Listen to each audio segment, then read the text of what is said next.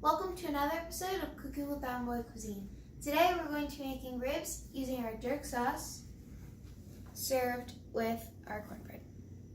This is homemade cornbread, by the way. Alright, welcome back everyone.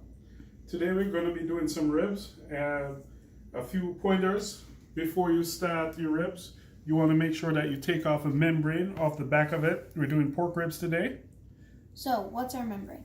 The membrane is this little thin piece of silver skin on the back, and what you want to do is make sure that you get that off. If you cook it with your meat, it's going to become real tough. It's going to be tough. So you just want to take that off, and it comes off pretty much easy on its own.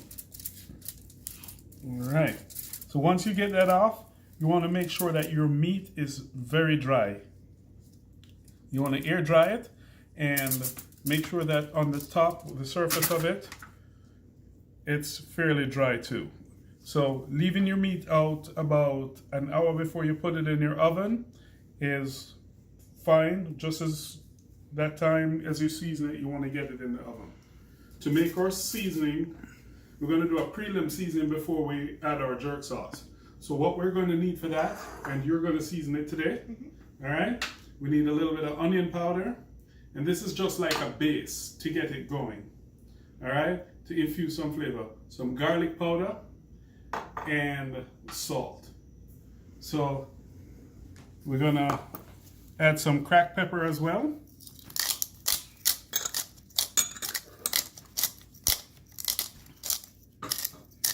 So good and ready.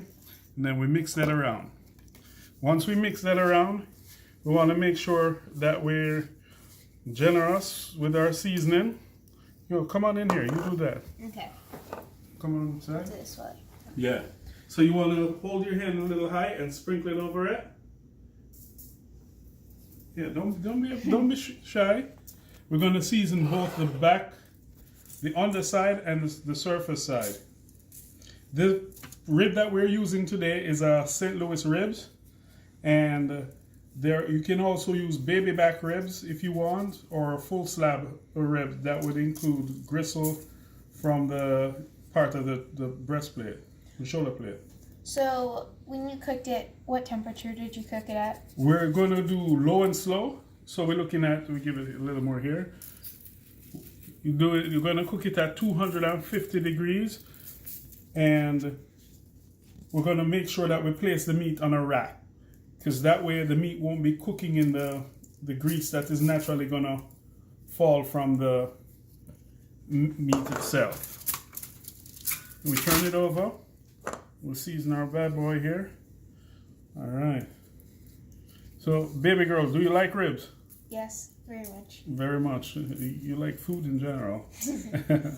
So, yeah, with our ribs, we just want to sit it like that and put your salt on there. And that's pretty much it. So at this point, we can leave it out for a little bit before we put it in the oven. Our ribs has been sitting out for about an hour at this point, and it's fairly dry. By doing this, we want to form what we call a pellicle. And what will happen when you do it this way, you won't have a lot of juice or flavor from within the meat escaping. So we put that in the oven at 250 degrees for about 2 hours, and then we're going to turn up our oven to about 350, and then we're going to give it another hour before we start applying our sauce. What we're going to do is just put the sauce lightly on there, and what you could do is when you originally start out on the underside, so that way you put sauce on the underside, you turn it over, and then you have the service side up, ready to go, ready to baste towards the end. You apply your sauce generously, leave your oven at 345, you give it another hour, so it's going to take about a good 4 hours to do, 3.5 to 4 hours to do. All right? And then when you're done, you pull it out of the oven. You got to make sure that you let it settle, let the meat settle, and the juices redistribute, because you bring it back into an environment where the flavors is, once it gets shocked, coming into another temperature, so it might want to weep out. All right? You let it sit for a while before you cut it, that way you can retain the juices. Here, we have what we did, our ribs, and this is the final one. We serve it with our homemade cornbread and our jerk sauce. Even more. So, what do you think? Good. You want Ready to try it and tell the public what we do? Yes. All right, go ahead. Try this. Mm-hmm. Good. There you go. I'm making a mess as usual. Sloppy Joe. They're good making a mess, so you want to eat with your fingers. You can serve it however you want. Today we served it with cornbread. We thank you for viewing us. Actually, as of now, our sauce, jerk sauce, and or jerk seasoning is available for sale. Look on our website and you'll get the information from there.